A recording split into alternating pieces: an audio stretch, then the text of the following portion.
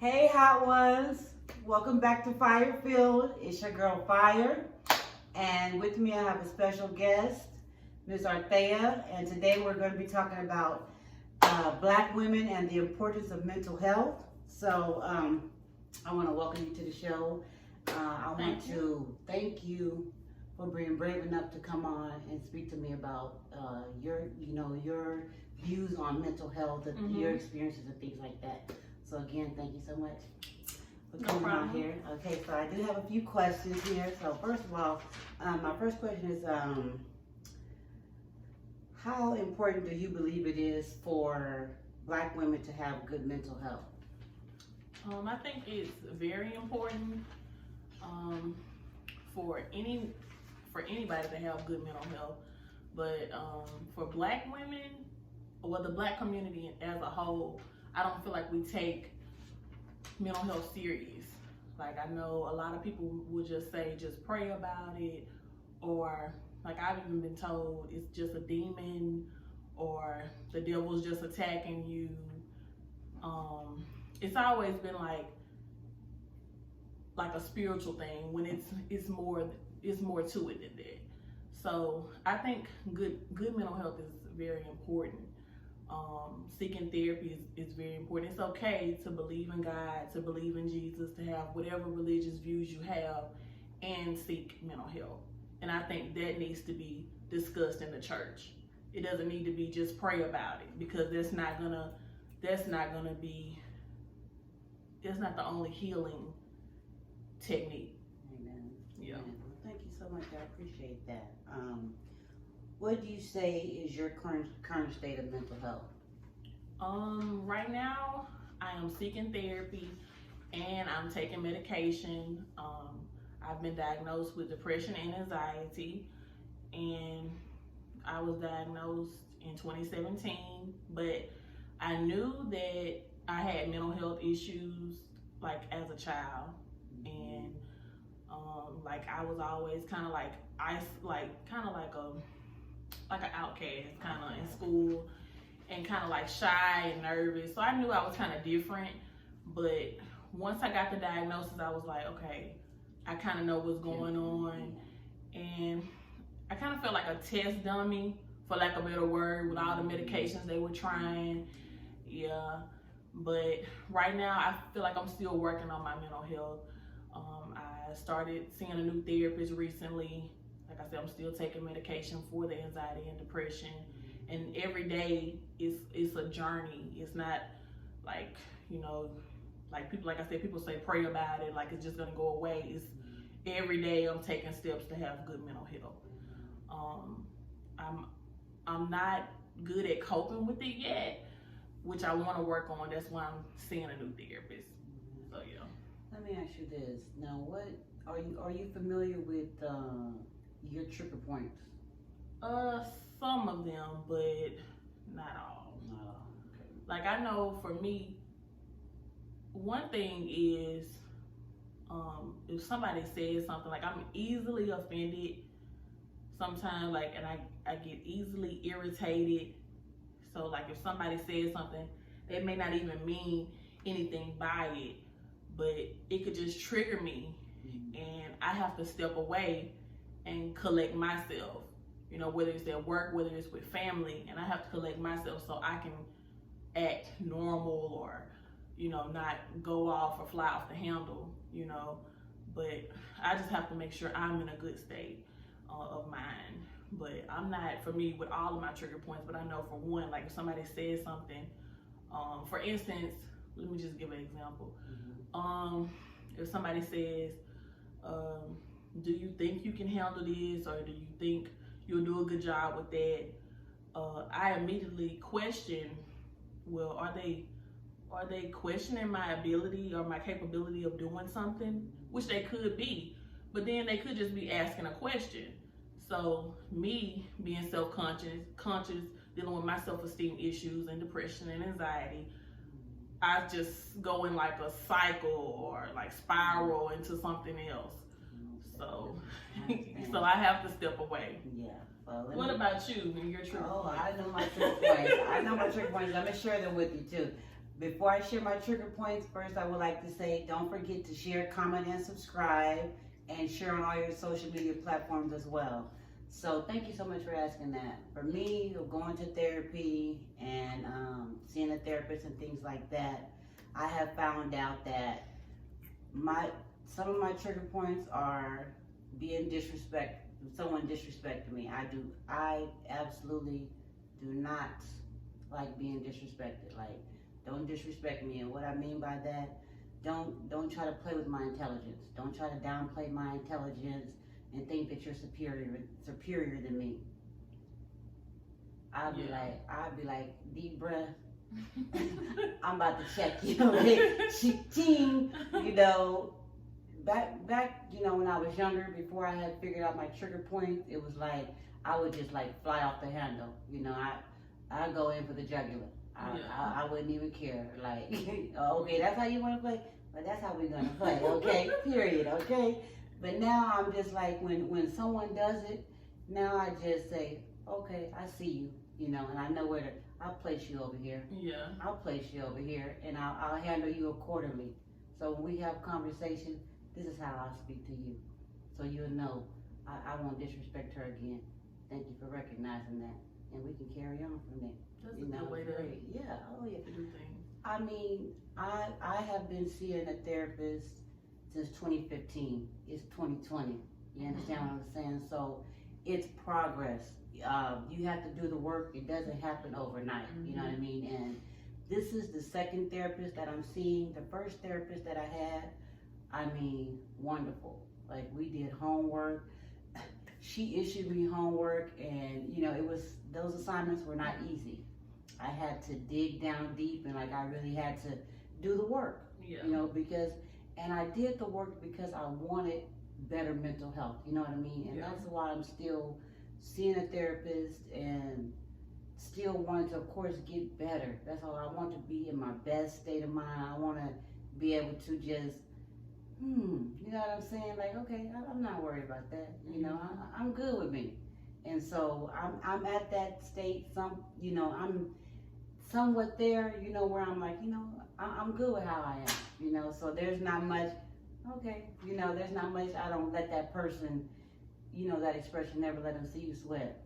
I am a firm believer in God, so sometimes when someone has done something to me that has like really that trigger point, I'll go home and I liken my experiences to Kevin Hart.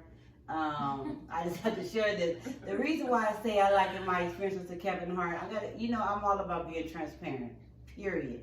So when I say that is, I remember I was watching, I think it was Seriously Funny, I'm not quite sure. And Kevin Hart spoke about when he was in front of his friend, and his mom slapped him.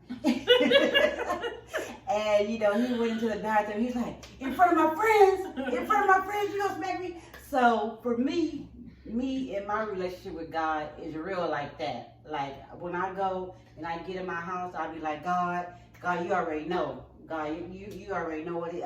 And I speak just like this with my hands, like God, you know what I'm going through. I be like that with God. And as always, God will be like, and and I'm like, good.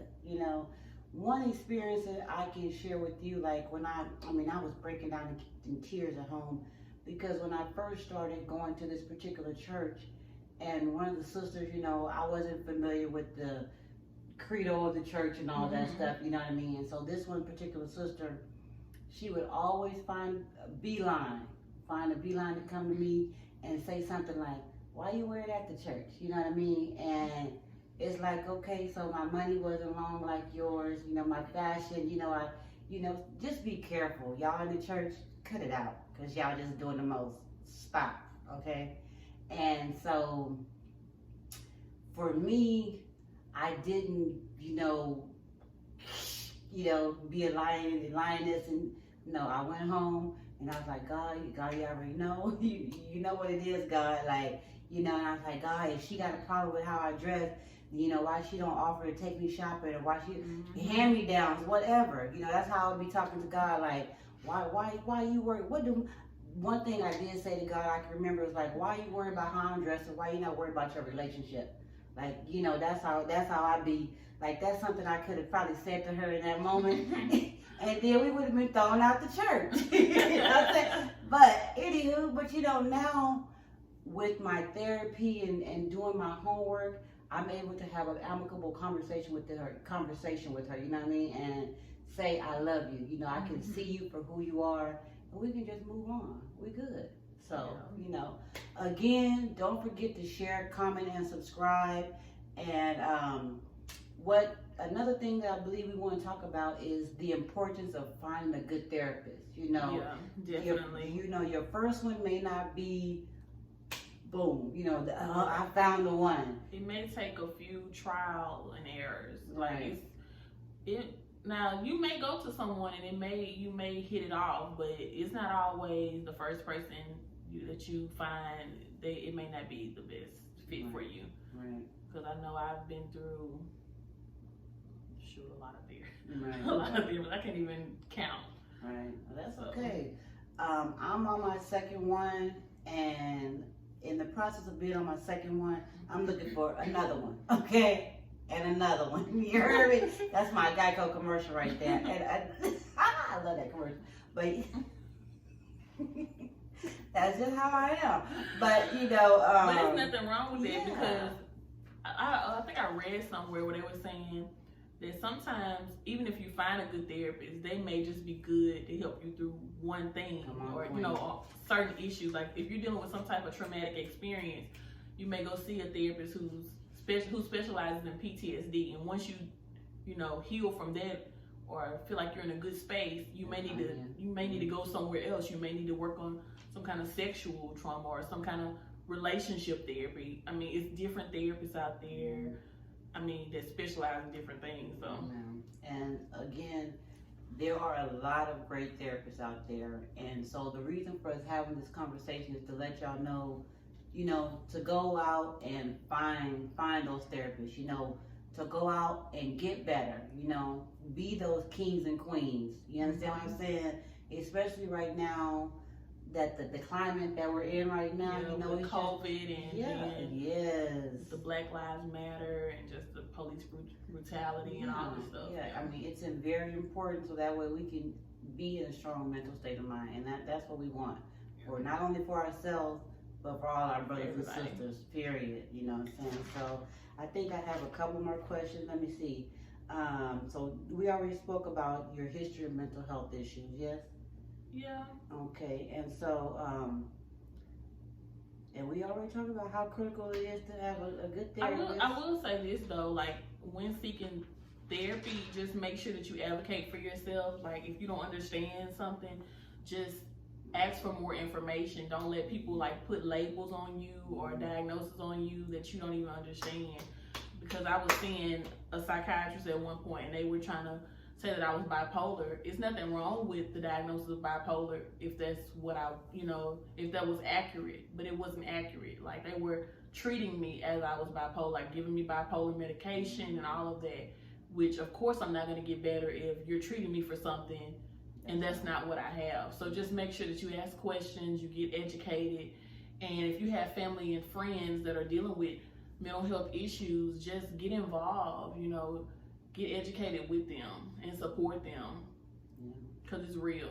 Another thing I wanted to add, Arthea, is to make sure that we hold our therapists accountable. Yeah. You know, if they say they're going to do something, then we have to hold them accountable as well, because I believe if they're not doing their part, then they're adding to the problem. You understand what I'm saying? Yeah, and it's not helping you. So make sure that when you find your therapist, that you hold them accountable. You know, if they say they're going to do this or give you homework. Yeah, oh yeah. If you're, in my opinion, if your therapist don't give you homework, baby, next. And that's what the new therapist that I'm seeing now. We just had our first session, but she did say that she was like, I give homework, and I was like, that's fine. You know, I'm open to that. Like, I want to work on me. So that for me. I'm the reason why I advocate for therapists to give homework is because I know how much it helped me out. Like when I was going to see my therapist, one of the first homework assignments that she gave me was write down my trigger points. And so then I had to go down, like I had a week to do it, because at that time I was going once a week, so I had to like really think about it, experiences that I went through during the week, and write down. Another homework assignment that she gave me that helped me out like tremendously was she had me write a letter to my father, you know what I mean? And don't start with those daddy issues because I don't even want to hear that. Wow. Keep that to yourself, okay? But she had me write a letter because some things that I was dealing with my relationship with my father. You understand what I'm saying? So Okay. when I wrote that letter, and then when I brought it back to her, she gave me the option. Do you can read it here, or do you want to mail it? Or you can read it and mail it. So I shared it with her, and then I told her I'm going to go ahead and mail it. And so once I did that, I mean, it was like a burden was lifted off. And I was like, you know what? Next, next. So that's why I advocate for a therapist that gives homework and things like that. So again, don't forget to share, comment, and subscribe, and share on all your media platforms. This is your girl Fire, and this is Fire Field, and our special guest Arthea. And so before we close, I would just like to ask you, is there anything else that you would like to share? Whether it be your own experiences or just in general? Nah, I don't think so. Okay. Do you have any other questions? Queen, let me tell you something. I said, I think we all do. What is your current? You shared that. How critical is it for a good therapist? We talked about that. Oh, I do want to say, what is that? That the therapist that you just started meeting with. What does she say to do when you meet with a therapist? And okay, go ahead and share that. One thing that she said on our first meeting, she went over confidentiality and what to expect, like the expectations with the therapeutic sessions and confidentiality. And she said if you don't, like when you're starting sessions with a therapist and they don't go over this with you, they don't review these things with you, they don't review confidentiality with you, she said run. So yeah, and I know I've had some therapists that did not do that. Right, Yeah. exactly. So that's very important because you need to know like what she can't, like what she has to disclose if she needs to. Yeah. One thing the last thing I would share is they have a list of therapists that you can a list of therapists on Therapy for Black Girls, I believe. Yeah, it's another website that I can't think of. Psychology. Which one? And Psychology Today. Psychology. That's where Today. I found my new therapist. So on Psychology Today, you can just put in your current location, the issues that you may be dealing with, your insurance, race or sexuality, whatever religion, that's on there as well if you're interested in it. And then share that first website again that you said. Oh, Therapy for Black Girls. Therapy for Black Girls. And they have a podcast as well. Awesome, yeah. And also, I don't know about Spirit, where she come Free Fridays or something like that. On Instagram and Facebook. Yeah, and she had that show on OWN, Love Goals, and she had other things going on, but she gives really great advice, and it's free.